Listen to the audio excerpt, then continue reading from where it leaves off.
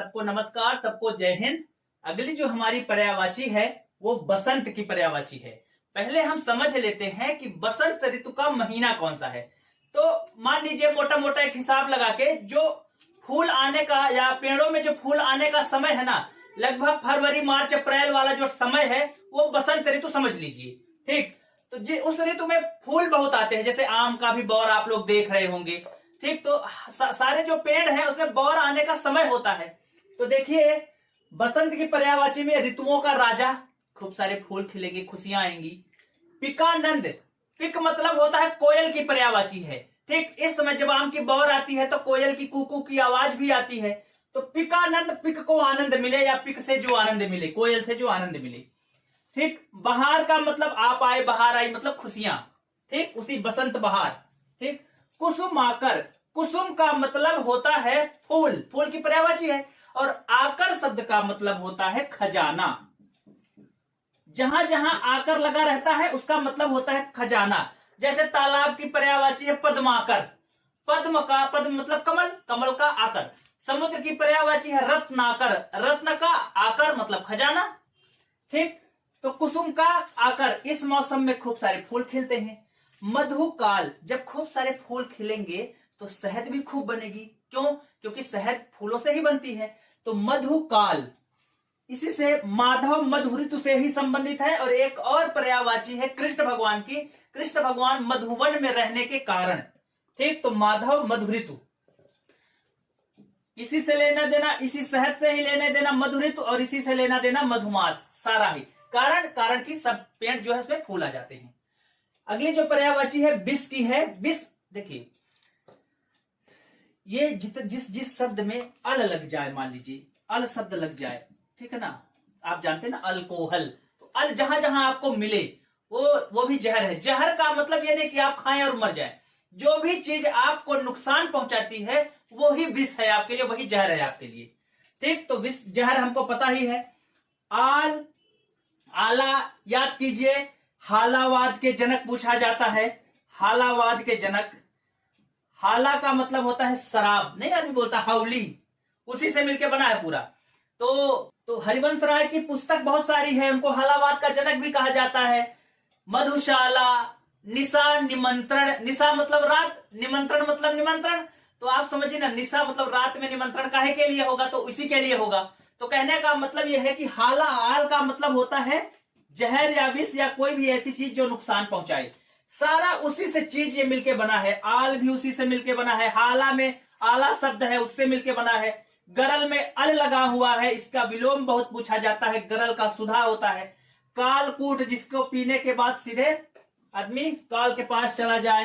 हलाहल, जहां जहां अल मिलेगा, विष की पर्यायवाची में आपको ऑलमोस्ट सब जगह अल शब्द मिलेगा। शेर की पर्यायवाची देखिए केसरी। पहली बात हम समझ लेते हैं कि देखिए शेर के बाल बड़े बड़े होते हैं। ठीक, उसी से सारा कुछ बना है। देखिए केसरी से ही शब्द बना है केहरी। ठीक, स को हटाया और ह को लगा दिया, केसरी से ही केहरी बना। और केहरी से ही एक और शब्द है ये हरि, इसी से भ्रंशित होके ये हरि शब्द बना। हरि के कई पर्यायवाची होते हैं, ठीक ना। तो केसरी, केहरी, हरि हमको पता चल गया। खूब सारे बाल होने के कारण इसी का केसी नाम भी है। ठीक, केस होने के कारण, केस मतलब बाल। ठीक, वन का राजा है, सिंह कहलाते हैं। व्याघ्र इन्हीं की प्रजाति है, बाघ वाली जो प्रजाति है, ठीक, इन्हीं की स्पीसीज से। मृगेंद्र, मृग, इंद्र का मतलब राजा, मृग पर जो राज करे। आप हमेशा जब शेर की दौड़ देखते होंगे ना, तो मृग के पीछे ही दौड़ाई दिखाया जाता है। ठीक, तो मृग राज, चाहे अब मृग राज कहिए और चाहे मृगेंद्र कहिए, दोनों एक ही बात है, क्योंकि इंद्र का शाब्दिक अर्थ होता है राजा। याद कीजिए जब हम इंद्र की पर्यायवाची पढ़ाए थे तो वहां सब बताए थे, महेंद्र का मतलब महाराजा, ऐसा करके। तो ये मृगेंद्र भी हो गया, ये मृगराज भी हो गया। अगली पर्यायवाची है मोर की, सारंग। देखिए सारंग 80-82 शब्दों की पर्यायवाची है। ठीक, सबको तो हम याद नहीं कर सकते, पर चूंकि मोर में कई सारे रंग होते हैं इसलिए इसका एक नाम हो गया। अच्छा, एक छूट गया है, ये वाली लाइन छूट गई है शेर की। तो देखिए मृगेंद्र हो गया, मृगराज हो गया, महावीर। ठीक, अब ये आपको पता है ये जंगल का राजा है। ठीक, तो महावीर और बाहुबल तो होगा ही होगा। ठीक, पंचानन, आप चाहे शिव जी के पांचवा, वो जो हनुमान जी का पांचवा जो रूप है उसमें एक रूप शेर का भी है, तो इस वजह से इसको पंचानन भी कहा जाता है। ठीक, आप देख लीजिएगा उसको। पंचानन मतलब जो हनुमान जी हैं बजरंगबली हैं, पंचमुखी बजरंगबली है, उसमें एक रूप सिंह का है, तो इसलिए इनको पंचानन मतलब पांच आनन मतलब मुख होता है। षडानन कार्तिकेय का है। आप जितने भी आनन है मैं वैसे भी पीछे भी क्लियर करा चुका हूं। मोर की पर्यायवाची में देख लीजिए, कई रंगों में होने के कारण ये सारंग, केकी कू कू की आवाज निकालने के कारण केक केक केक ऐसे आवाज निकालता है, इसलिए इसका नाम है केकी। ठीक, और कुहू कंठ है कोयल, ध्यान रखेंगे। घन प्रिय, जिसको घन मतलब बादल बहुत प्रिय हो, जिसको बादल बहुत प्रिय हो।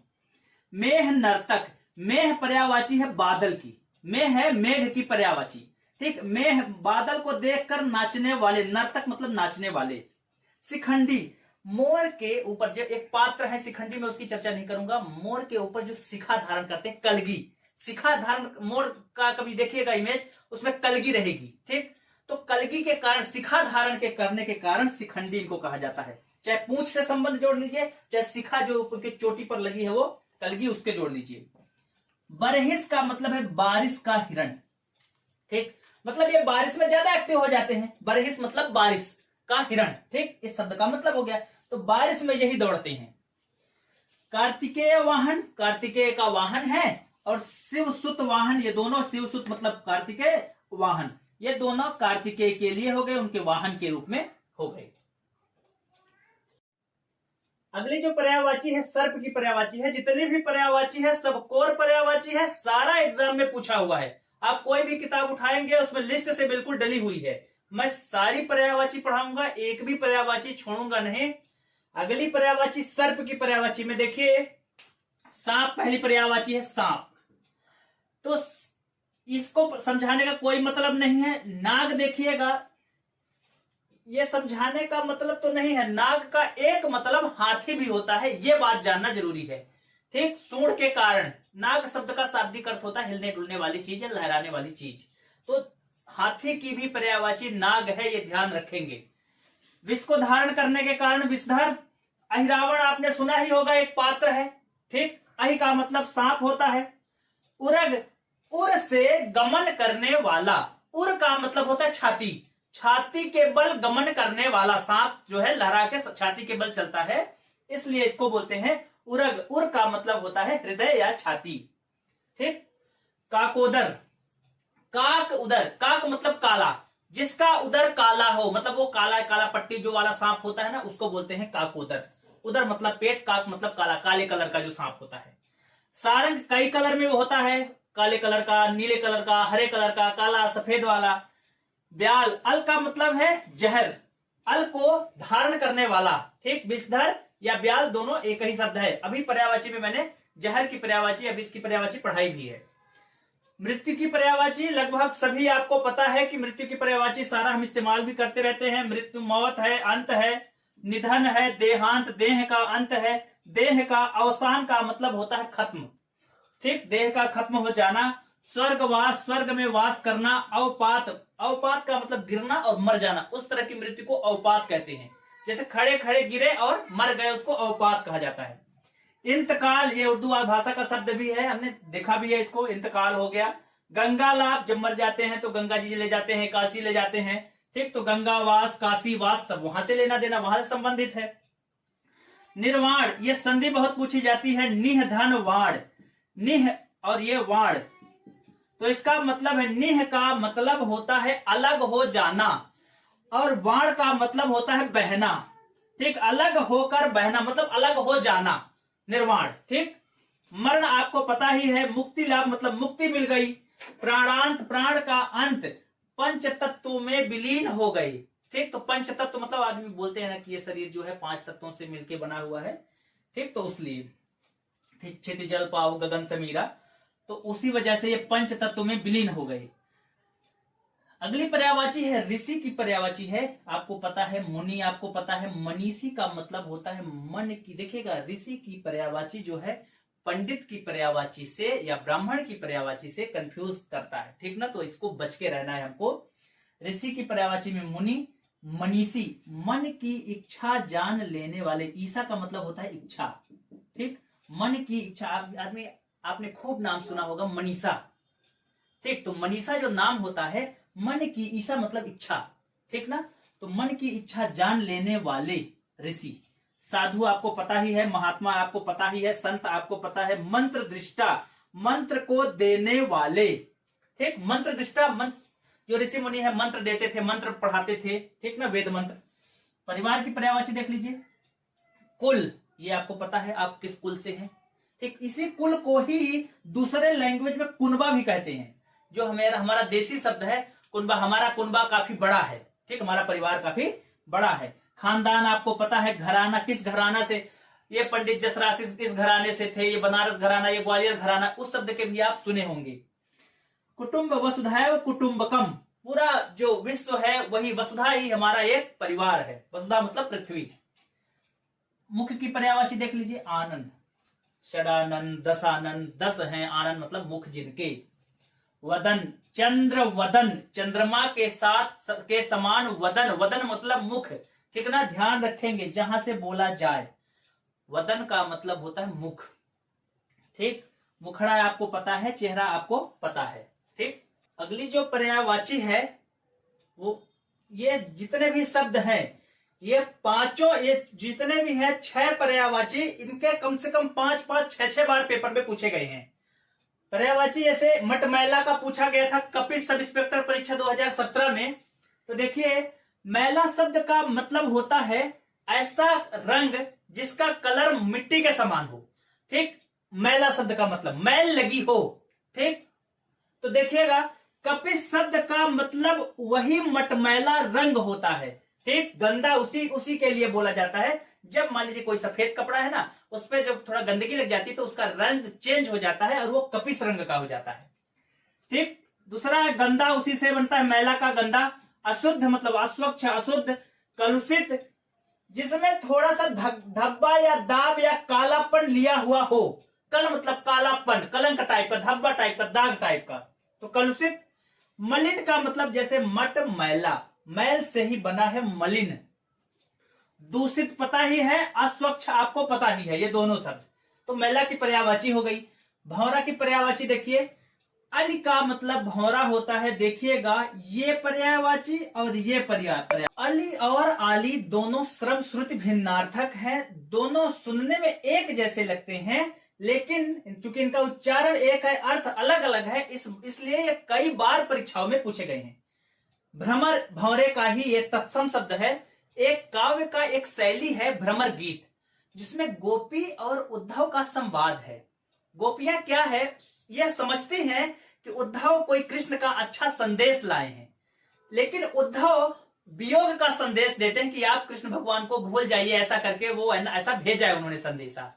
तो गोपियों का मन खराब हो जाता है, तो गोपियां कृष्ण भगवान को सीधे नहीं कहती हैं, लक्ष्य बनाकर कहती हैं भौरे को। उस समय वहां पर एक भौरा मंडरा रहा था, जिसका जो रंग से सांवला या काला था, लेकिन उसने पीले कलर का उसमें धब्बा होने के कारण वो कृष्ण भगवान के समान प्रतीत हो रहा था, इसलिए उस शैली को भ्रमर गीत कहा जाता है। मतलब भौरे को लक्ष्य बनाकर देखो, ये भौरे जैसे छलिया है कृष्ण भगवान, ये भौरा भी फूलों में बैठता है, रस का पान करता है और फिर उड़ जाता है, वैसे ही कृष्ण भगवान भी ऐसे ही किए हैं। तो इसलिए वो शैली जो है भ्रमर गीत कहलाती है। ये बहुत इंपॉर्टेंट बात है, इसको नोट कर लीजिएगा। द्विरेफ, रेफ का मतलब होता है उनकी परत। जब भौरा उड़ता है ना तो पर ऐसे करता है, उनके 2 टुकड़े में ऐसे बना लेता है, जैसे जहाज नहीं उड़ ऐसे करके, तो दोनों तरफ का वो जो हिस्सा है ना भौरे का, वो कहलाता है रेफ।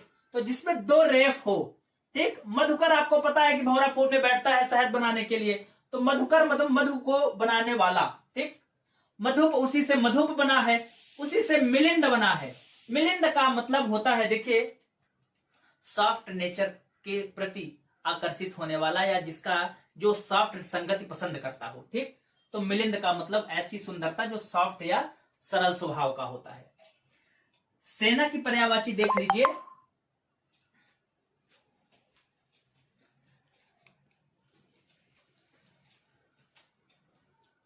फौज हमको पता है। देखिए संस्कृत में ये जो सेना है ना, इसी से अन्य शब्द से ही ये स अनि क, ये सैनिक शब्द हम जब सुनते हैं ना, सैनिक, वो स अनि शब्द का मतलब ही होता है कि जो सेना का हिस्सा हो। तो देखिएगा, अनि शब्द हो चाहे अनीय शब्द हो चाहे अड़ी शब्द हो, अब ये तीनों ही आपको याद रखना है कि ये संस्कृत के शब्द है और इन तीनों का मतलब होता है सेना या ऐसी टुकड़ी जिनसे युद्ध के लिए अपेक्षा की जाती है। पुराने समय में जो हुआ करते थे भारतीय राजा महाराजा, वो अनि रखते थे और जब युद्ध में उतारते थे और चारों तरफ से जो घेरने वाली सेना होती थी, नहीं चतुरंगिणी सेना जिसको बोल रहे हैं, तो चारों तरह से अगर चारों दिशाओं से घेरती थी तो उसको बोलते थे चमू, ठीक ना। दल आपको पता ही है, दल उनके क्या रहते थे, कुछ हाथी वाले रहते थे, कुछ घोड़े वाले रहते थे, अश्वरोही दल है ना, हाथी दल ऐसे वाले। तो उनकी जो टुकड़ी रहती थी, उनके पार्ट जो होते थे उनको दल कहा जाता था। कटक मतलब समझ लीजिए मार काट करने वाली, काटने वाली, ऐसा समझ लीजिए याद करने के लिए। पलटन और वाहिनी फोर्स में इस्तेमाल किया जाता है। इसी वाहिनी का अंग्रेजी होता है बटालियन। जैसे 9वीं बटालियन भोपाल में है, 9th बटालियन रीवा में है, 23वीं बटालियन, 7वीं बटालियन, 7वीं वाहिनी ये भोपाल में है। तो वाहिनी का मतलब बटालियन होता है। पलटन का मतलब, हमारी पलटन आज गंगा नदी के उस पार है, पलटन का मतलब सेना। अगली पर्यायवाची है सखी की पर्यायवाची। आली आपको बता दिया है मैंने, इसी से कोरिलेट करके। सहेली, ये अली शब्द से ही बना हुआ है, ये भी ध्यान रखना है। सहेली तो आपको, सखी सहेली तो आपको पता भी है। सहरंध्री क्या रहता है, जैसे मान लीजिए राजा महाराजा की रानियां जो रहती थी, उनके साथ एक सहचरी रहती थी, उनके साथ में उनकी बात को उनको बताने के लिए कि अब आप इधर चलिए, उनके साथ में रहने वाली। तो सहरंध्री मतलब साथ में रहने वाली, सहचरी मतलब साथ में चलने वाली, ठीक। तो सहरंध्री आपको समझ में आ गया होगा क्या होती है। घोड़ा की पर्यायवाची देख लीजिए। तुरंग, तुरंत गमन करने वाला। घोड़ा की स्पीड बहुत तेज होती है घोड़े के दौड़ने की। ध्यान रखिए, कुरंग एक होता है, कुरंग ये हिरण की पर्यायवाची होती है, हरापन लिए हुए। कुरंग का मतलब होता है हिरण, ठीक। तो ध्यान रखिएगा, कुरंग और तुरंग में कंफ्यूज नहीं होना है। घोटक ये घड़ा का ही तत्सम शब्द है। अश्व आपको पता ही है का मतलब होता है हवा से भी तेज उड़ने, हवा से भी तेज दौड़ने वाला। बाज से भी तेज उड़ने वाला, मतलब हवा से भी तेज, बाज से भी तेज, बाज। तुरंग मतलब तुरंत गमन करने वाला, घोड़े की स्पीड से दौड़ना, मतलब बहुत तेज के लिए जाना जाता है। सिंधु सभ्यता के समान ये सैंध का मतलब भी होता है घोड़ा, ठीक ना। सैंधव सभ्यता हमारा क्या था, घोड़ों का आदान प्रदान होता था हमारे अरब लोगों से, है ना। रविसुत, सूर्य का जो वाहन है उसको बोला जाता है घोड़ा। जो सूर्य होता है उसका जो वाहन है वो घोड़ा होता है। उसको उपमा दी गई है रवि के सुत की, सूर्य पुत्र की, ठीक। तो रविसुत को ही घोड़ा की भी पर्यायवाची में आता है। उल्लू की पर्यायवाची देखिए। उल्लू का उलूक आपको पता है, ठीक, याद रखेंगे। सूर्य के आने की स्पीड बहुत तेज, सूर्य की किरणों की आने की स्पीड बहुत तेज है, इसलिए बोला जाता है कि सूर्य भगवान 7, उनके रथ में 7 घोड़े हैं और वो उन्हीं पर सवार होकर आते हैं।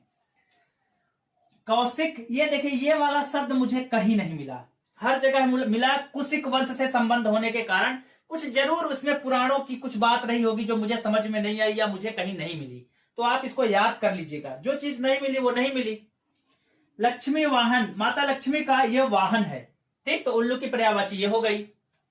अगली जो पर्यायवाची है वो अनाज की पर्यायवाची है। उसकी पहली पर्यायवाची सस्य। जैसे हम लोग पढ़ते ना, सस्य श्यामलाम सुजलाम सुफलाम, तो सस्य का मतलब अनाज। अन्न आपको पता ही है, गल्ला आपको पता है भाई, गल्ला मंडी। खाद्यान्न आपको पता है, ऐसे अन्न जो खाए जाएं। धान्य का मतलब धान नहीं होता है, ध्यान रखेंगे आप। धन धान्य से समृद्ध हो जाएं, धान्य का मतलब होता है अनाज। धन धान्य, ठीक, से समृद्ध हो जाए, धान्य का मतलब होता है अनाज। मोती की पर्यायवाची देख लीजिए। चमक के कारण, शशि प्रभा, शशि मतलब चंद्रमा, प्रभा मतलब चमक, चंद्रमा के समान जिसकी चमक हो, मोती की पर्यायवाची है। सीपी में जन्म लेने वाला, सीपी में जन्म लेता है ना, मोती एक खोल में रहता है। मौक्तिक, ये मोती का ही तत्सम रूप है, यही दोनों मौक्तिक और मुक्ता, ये मोती का ही तत्सम रूप है, ठीक। तलवार की पर्यायवाची देख लीजिए। आसी, देखिए जो छोटी तलवार रहती है उसको बोलते हैं आसी, छोटी छोटी तलवार थे ना बड़े, जो जिम में आप डाल लो वाली। करवाल, देखिए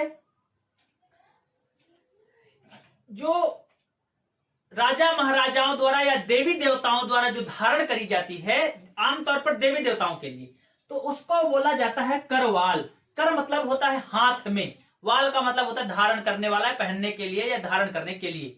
जैसे आपने खूब इसी से संबंधित मंदिर होता है करौली माता का मंदिर। करौली माता का जो मंदिर है वो हाथ में तलवार करवाल धारण करने के कारण ही वो नाम प्रचलन हुआ है उसका। खड्ग आपको पता है, खड्ग का मतलब एक कटार टाइप का। सिरोही, सिर को धड़ को अलग करने का यंत्र, सिर को अलग करने वाली। चंद्रहास, देखिए चंद्रमा के समान या हंसने के समान, जो इसका तलवार का जो शेप होता है ना, वो ऐसा मान लीजिए ऐसा रहता है चंद्रमा के समान। तो ये तलवार जो रहती है इस तरह के शेप में होने के कारण, ऐसे पकड़ने वाला यहां बना रहता है, इसमें शेप जो रहता है चंद्रमा के समान होने के कारण या हंसने की स्माइली फेस होने के कारण इसका नाम चंद्रहास पड़ा हुआ है।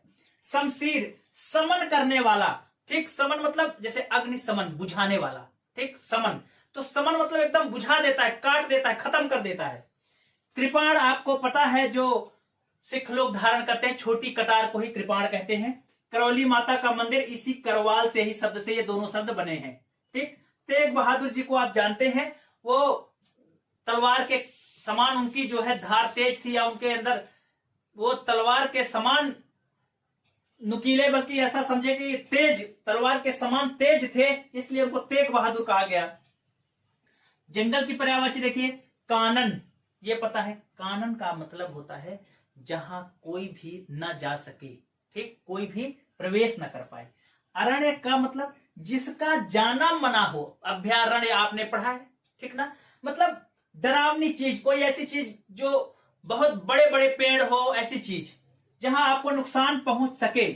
गहन का मतलब गहरा, देखिए जहां कोई आदमी निवास ना करे, जहां कोई आदमी को जाना मना हो, जहां कोई आदमी पाया ही न जाए, कांतार, ठीक। ये तीनों एक सब सेंस के लिए इस्तेमाल होंगे। विपिन का मतलब ऐसा जंगल जिसमें पेड़ पौधे फूल पत्ती हो, सुंदर जंगल, ठीक, उसको विपिन। और जिसमें कटीले हो, कटीले वाले जंगल, उसको अटवी। तो ये दोनों भी हम समझ लेंगे।